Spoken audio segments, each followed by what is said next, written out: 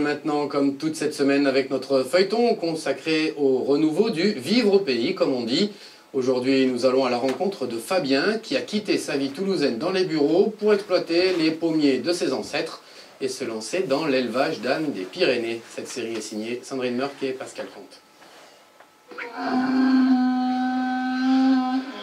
Allez, viens, allez.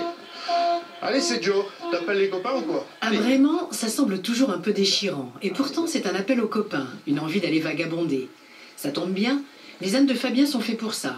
Embarquer sur leur dos les réfractaires de la marche, tout ce qui pèse moins de 40 kilos, en clair, vos enfants. C'est tellement affectueux, c'est tellement...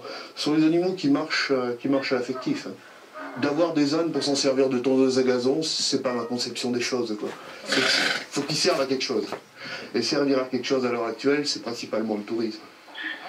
Ces locations d'été, elles payent tout juste les frais de l'élevage. Impossible de gagner sa vie avec une quinzaine d'ânes.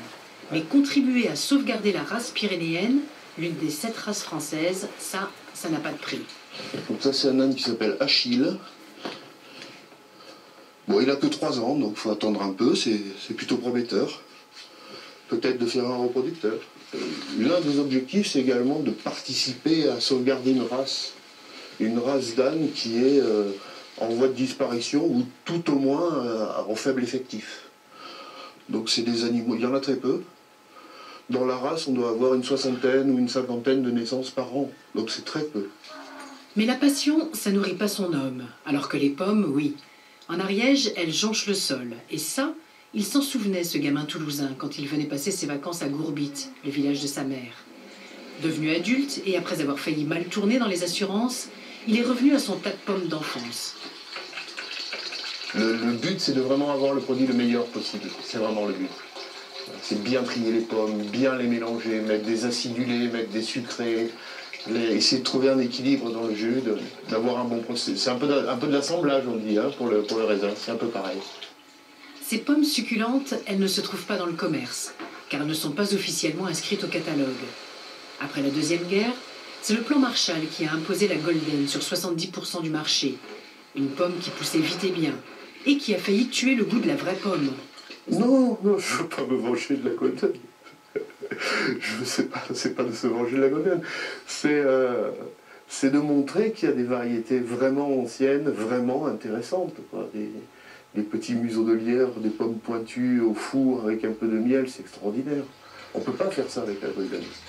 Par le biais du jus de pomme et des gelées de pommes, par contre, les gens voient que c'est bon, et là, ça les motive à retrouver les variétés. Dire, tiens, qu'est-ce que c'est comme pomme qu'on a mis dans le jus? Tiens, si on replantait un pommier, pourquoi pas regreffer le pommier du grand-père, même si on ne connaît pas le nom de la variété?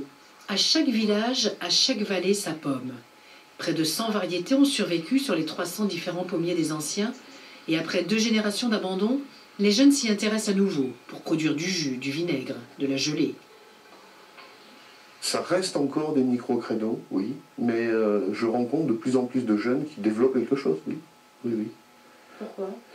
Je sais pas, le désir de quitter la ville, le désir de retour à la terre, le désir d'une vie plus calme, de moins de bruit, de moins de stress, de moins courir. Voilà, je pense que c'est un élément moteur. Hein. À Gourbit, 80 habitants, Fabien est devenu chef d'entreprise. À une échelle plus modeste, ils sont près d'une centaine à vendre désormais du jus de pomme sur le marché ariégeois. Voilà pour l'information Midi Pyrénées. Tout de suite, votre journal des locales. On se retrouve juste après.